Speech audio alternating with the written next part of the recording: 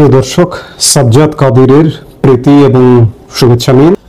বাংলাদেশ এই মুহূর্তে একটা ভয়ানক, ভয়াবহ, দুর্যোগপূর্ণ, সংঘাতপূর্ণ দেশে ইতিমধ্যেই পরিণত হয়ে গেছে। আমরা 1 বছর আগেও এমন সংঘাতপূর্ণ দেশ দেখিনি, আসলে বাংলাদেশকে দেখিনি। আজকে যদি বলেন যে সংঘাত ইতিমধ্যে শুরু হয়ে গেছে। এই প্রসঙ্গে সংঘাতময় দেশের কথা যখন মনে হয়, তখন মনে পড়ে যাচ্ছে যে জাতিসংঘের মানবাধিকার হাই কমিশন ইতিমধ্যে বাংলাদেশে কাজ শুরু করেছে। এই কাজ শুরু করেছে এই জাতিসংঘের এই সংস্থাটি কোথায় কাজ করে? পৃথিবীর বাংলাদেশ ছাড়া, বাংলাদেশ 19তম দেশ, বাকি 18টা দেশ, যে দেশগুলো সংঘাতপূর্ণ সেই দেশগুলোতে কাজ করে। তো সেই জায়গায় বাংলাদেশও এখন সংঘাতপূর্ণ দেশের কাতারে পড়ে গেছে। এই কারণে জাতিসংঘ মানবাধিকার হাই কমিশন এখানে কাজ করতে এসছে। আগামীকাল বা 1 মাস পরেই যদি শুনি এই যে বাংলাদেশে জাতিসংঘের শান্তিরক্ষী মিশন কাজ করতে আসছে। বাংলাদেশের সেনাবাহিনী, সামরিক বাহিনী, সশস্ত্র বাহিনী, আধা সামরিক বাহিনী পৃথিবীতে শান্তি রক্ষায়, জাতিসংঘ মিশনের পক্ষ থেকে শান্তি রক্ষায় ভূমিকা পালন করে।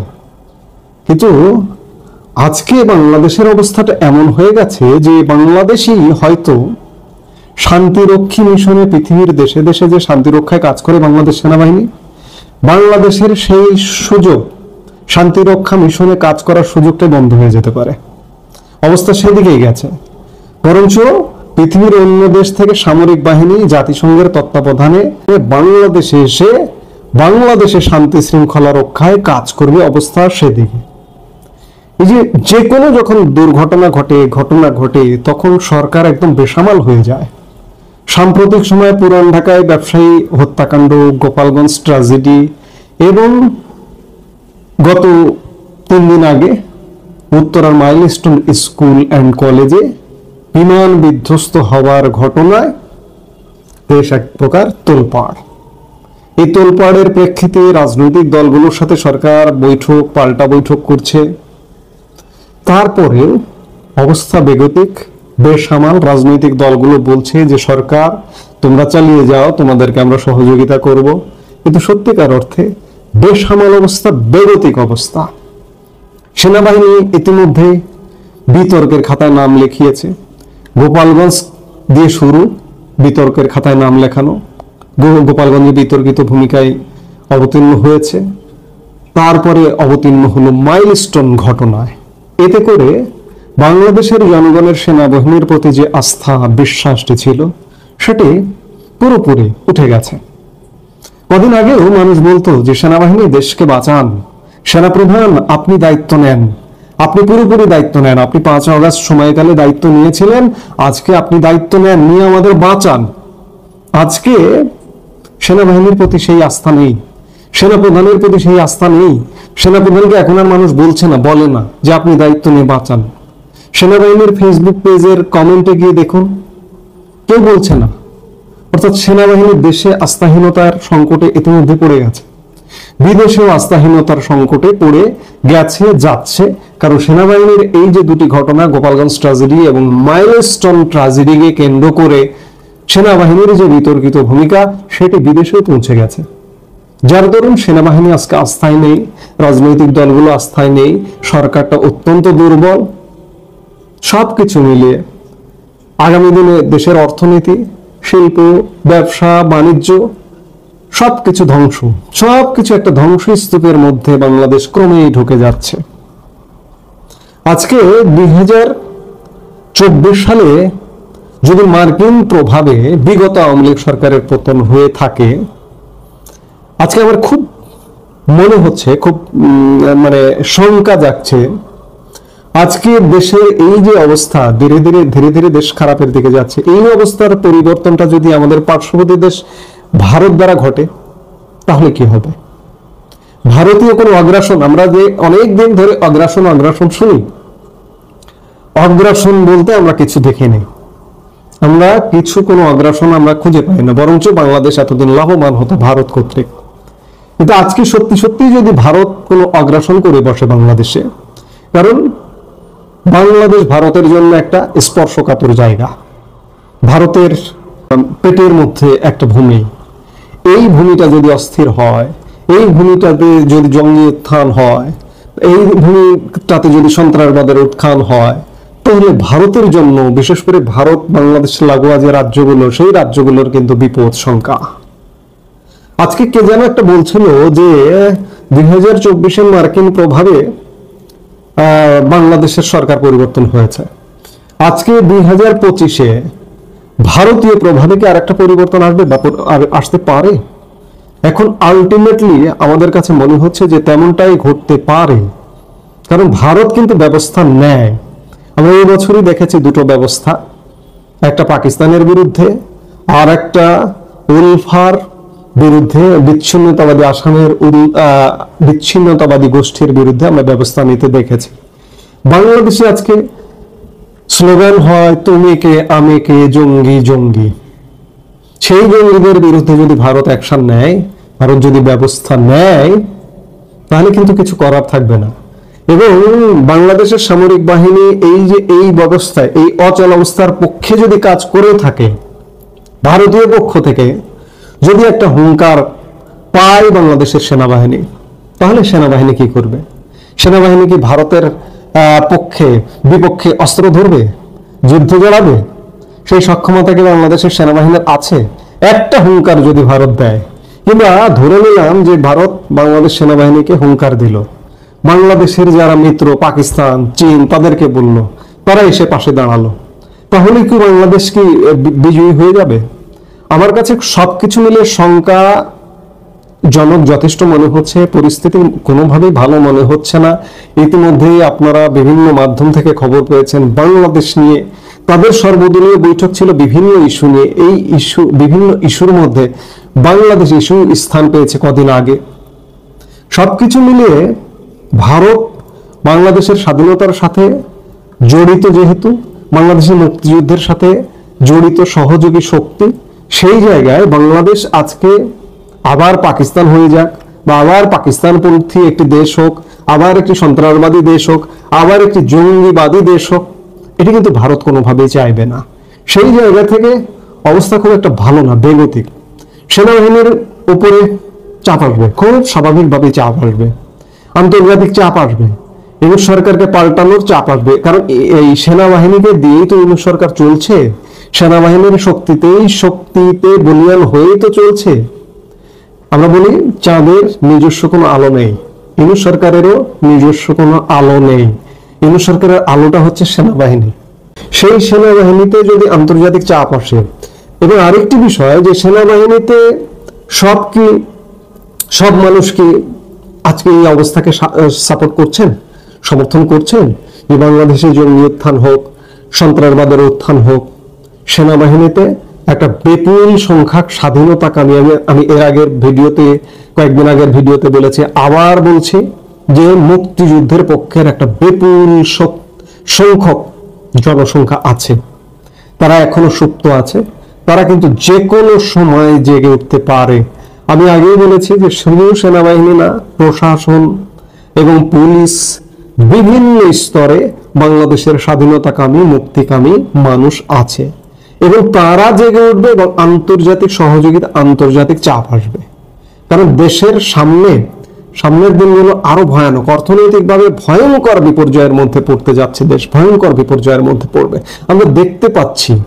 আসলে একটা বিপর্যয়, আমি এর আগেও বলেছি যে অনেক কথা রিপিট হয়ে যায়, যে আমরা এখনো পর্যন্ত 1 বছর হয়েছে, আমরা আওয়ামী লীগের বিগত সরকারটি যে ছিল, সেই সরকারটি নানা নেগেটিভ পজিটিভ যাই থাকুক, যতটুকু পজিটিভ ছিল সেই পজিটিভ দিয়ে এখনো পর্যন্ত করে খাচ্ছি। কিন্তু এই করে খাওয়াটা 1-1.5 বছর বা 2 বছর যায়, পজিটিভ দিকগুলো নিয়ে করে খাওয়া, কিন্তু এর পরে আর থাকবে না। নেগেটিভিটি যখন আসবে প্রচন্ড ভাবে, চারিদিক দিয়ে ধেয়ে আসবে ঝড়ের মতো, তখন কিন্তু এই যে ইতিবাচক ভাবে চলছি, অর্থনীতি বা যে কোনো ভাবে চলছি, এটি থাকবে না চলা। কারণ সরকারের বিভিন্ন দপ্তর এক প্রকার ব্লক হয়ে গেছে, ব্লকের মতো অবস্থা। অনেক ক্ষেত্রে অনেক জায়গায় পেমেন্ট হচ্ছে না ঠিক মতো। গতকালকে একটা ভিডিও দেখলাম যে রাজশাহী সিটি কর্পোরেশনের ঠিকাদাররা তাদের পেমেন্ট পাচ্ছেন না। এ মাসের 15 তারিখ পর্যন্ত বাংলাদেশের এমপিওভুক্ত শিক্ষকরা তাদের স্যালারি, তাদের সুযোগ সুবিধা পাননি। এখন পেয়েছেন কিনা আমি আর এই মুহূর্তে 2-1 দিনের মধ্যে খবর নেইনি। 15 তারিখ হয়ে গেছে, 15-16 তারিখ হয়ে গেছে, তারা পায়নি। অর্থাৎ সরকারের বিভিন্ন সেক্টরে, দপ্তরে এরকম অচল অবস্থা চলছে।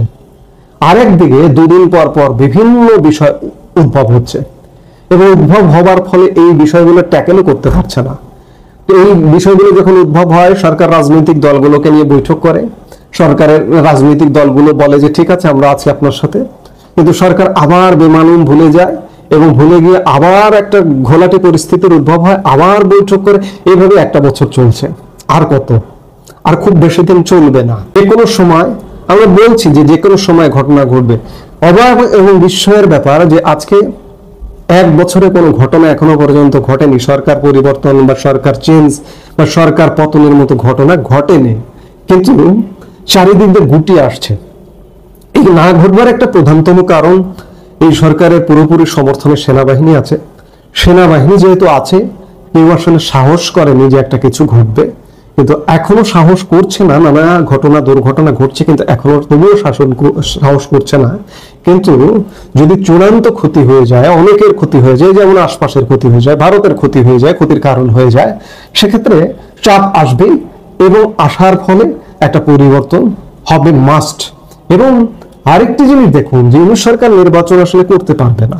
আমি বারবার বলছি, এখনো বলছি, যদিও একটু নির্বাচন করে, ধরুন নির্বাচন করে বিএনপিকে ক্ষমতায় এনে দিল, বিএনপি কি দেশ চালাতে পারবে? বিএনপির বাইরে যে দলগুলো আছে এখন তারা কেউ ক্ষমতায় নেই। এদের বিএনপিকে যে নাস্তানাবুদ করে ছাড়ছে, তাতে কি দেশ চালাতে পারবে? পারবে না।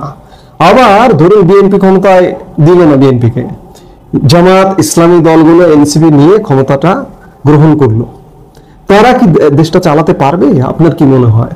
আমার তো মনে হয় না। দেশ এক ভয়ঙ্কর পরিস্থিতির মধ্যে দিয়ে যাচ্ছে।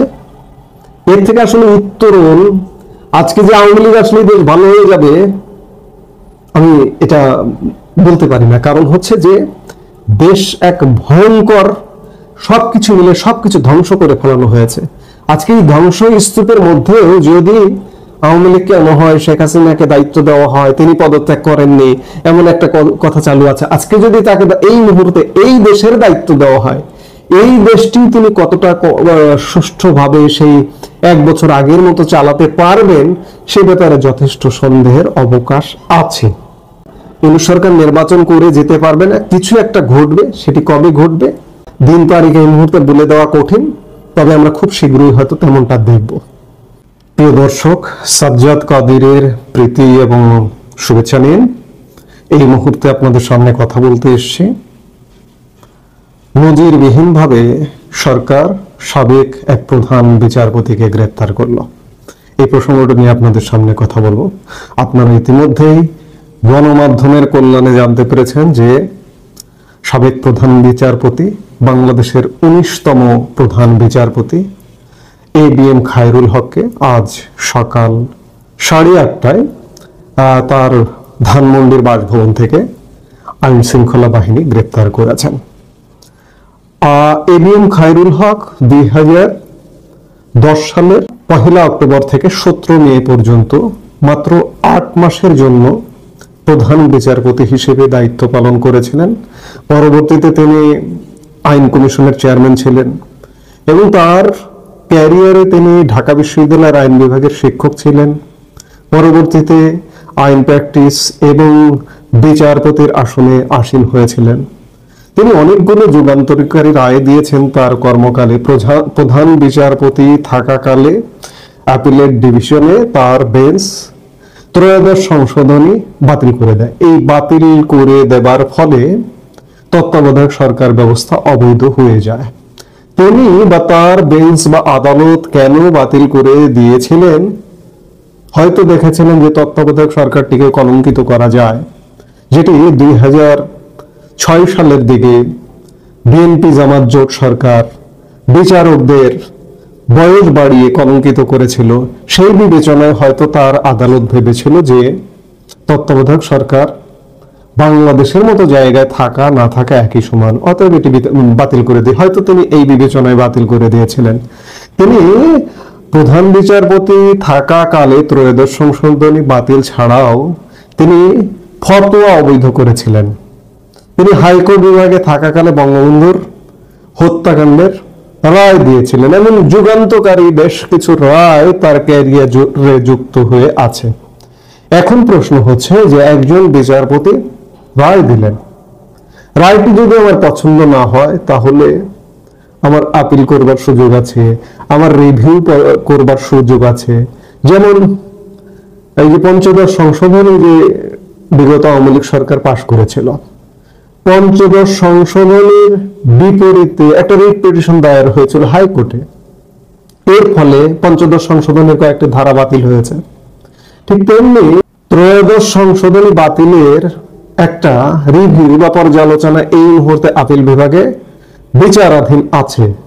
আবার প্রশ্ন হলো যে বিচারপতির বা বিচারকের রায় যদি আমার পছন্দ না হয় তাহলে আদালতের প্রতিকারের ব্যবস্থা আছে, অর্থাৎ আদালত দিয়ে আদালতকে ফেস করতে হয়। বাংলাদেশের একজন প্রধান বিচারপতিকে গ্রেপ্তারের মাধ্যমে বাংলাদেশের ইতিহাসে কেন আমাদের এই উপমহাদেশেই হয়তো একটা নজিরবিহীন ঘটনা ঘটিয়ে ফেলানো হলো। আজকে প্রধান বিচারপতিকে গ্রেপ্তার করবার মাধ্যমে এটি হলো যে আইন দিয়ে আইনকে ফেস করা নয়, আইনের বাইরে গিয়ে অন্য পথে বল প্রয়োগ করে বা ক্ষমতা প্রয়োগ করে আইনকে ফেস করা। এই ঘটনাটির মাধ্যমে এটি হবে। বিশেষ করে বিচারাঙ্গনে এমন একটি ভয়ের সংস্কৃতি তৈরি হলো যে যে কেউ কোনো অপরাধ হলেও অপরাধের বিপক্ষে রায় দিতে, সেটি নিম্ন আদালত হোক উচ্চ আদালত হোক, খানিকটা ভয় পাবে। একটা ভয়ের বিচারাঙ্গনে একটা ভয়ের সংস্কৃতি চালু হয়ে গেল। ইতিমধ্যে গত 5 আগস্ট সরকারের পরিবর্তনের পরে বিচারপতি খায়রুল হকের নামে বেশ কয়েকটি ঢাকা এবং নারায়ণগঞ্জে বেশ কয়েকটি মামলা রুজু করা হয়েছে এবং পুলিশ, আমরা সর্বশেষ যেটি জানি যে পুলিশ তাকে কোন মামলায় গ্রেপ্তার দেখাবে সেটি তখনও বলেনি। আমরা যখন এই ভিডিওটা মেক করছি, নির্মাণ করছি, কোনো না কোনো মামলায়, যে মামলাগুলো তার নামে হয়েছে সেই মামলাগুলোতে গ্রেপ্তার তাকে দেখানো হবে, কিন্তু কথা সেটি নেই। কথা হচ্ছে এটি একটি ন্যাক্কারজনক ঘটনা। সর্বোচ্চ আদালত বিচারাঙ্গনকে সেইভাবে দেখতে হয়, কিন্তু সর্বোচ্চ আদালতের বাংলাদেশের একজন প্রধান বিচারপতি গ্রেপ্তার, বাংলাদেশের 54 বছরের ইতিহাসে এমনটা দেখা যায়নি। পাকিস্তানে থাকতে পারে প্রধান বিচারপতি গ্রেপ্তার হয়েছেন, এমন কোন একটা তথ্য কোথাও আমি দেখেছিলাম, আমার ভুল হতে পারে। ভারতে এমনটা ঘটেনি, অর্থাৎ আমাদের ভারতীয় উপমহাদেশে সর্বোচ্চ আদালতের বিচারপতিকে এভাবে হেনস্থা করার ইতিহাস নেই। আমি আবারও বলবো যে বিচারকের কিংবা বিচারপতির রায় যদি আমার পছন্দ না হয়, সেই রায়ের ব্যাপারে আমি পাল্টা ব্যবস্থা নেবার জন্য আদালতে আমাকে ব্যবস্থা দিয়েছে, আমি সেখানে ব্যবস্থার জন্য যাব, শরণাপন্ন হব। কিন্তু বিচারপতি রায় দিয়েছেন, রায় দেবার কারণে তাকে গ্রেপ্তার করে হেনস্থা করব, তাকে জেলবন্দি করে রাখবো, এটি কিন্তু নজিরবিহীন। তাকে গ্রেপ্তার করার কারণটা কি আজকে? শুধুমাত্র কি তত্ত্বাবধায়ক সরকার ব্যবস্থা বাতিলের, ত্রয়োদশ সংশোধন বাতিলের কারণে কি তাকে গ্রেপ্তার করা হলো? ফতোয়া বাতিলের কারণটি কি এর পেছনে আছে কি? কিংবা বঙ্গবন্ধু হত্যা মামলার রায় দিয়েছিলেন, এই কারণটি কি আছে? আজকে যদি বঙ্গবন্ধু, স্বাধীনতা, মুক্তিযুদ্ধ এগুলো নিয়ে যদি, এগুলোর পক্ষে অতীতে যদি কেউ কাজ করে থাকে, তিনিও আজকে রাষ্ট্রের চোখে দোষী সাব্যস্ত হচ্ছেন। সেই দোষের জায়গা থেকে কি বিচারপতি খায়রুল হককে গ্রেপ্তার করা হলো? যদি হয়ে থাকে এগুলো নজিরবিহীন এবং ন্যাক্কারজনক। সারা বাংলাদেশকে আজকে ইউনূস সরকার খেপিয়ে দিচ্ছে। আজকে দেশে এমন একটা পরিস্থিতি ক্রিয়েট করেছে, এই যে এই মুহূর্তে আমাদের দেশে শোকের মাতম চলছে মাইলস্টোন বিমান বিধ্বস্ত হওয়ার ঘটনায়। এই শোকের মাতমকে ভিন্ন খাতে, ভিন্ন দিকে দৃষ্টি দিতে, কিংবা কদিন আগে গোপালগঞ্জ ট্র্যাজেডি ঘটলো, সেই ট্র্যাজেডি ভিন্ন দিকে দৃষ্টি ফেরাতে জনগণের আজকে কি একজন প্রধান বিচারপতিকে গ্রেপ্তার করা হলো, কিংবা আরো কি নাটক করা হবে? এদিকে এই ন্যাক্কারজনক ঘটনাগুলো মানুষের দৃষ্টি অন্যদিকে ফেরাতে, এভাবে কত, এরও তো একটা শেষ আছে।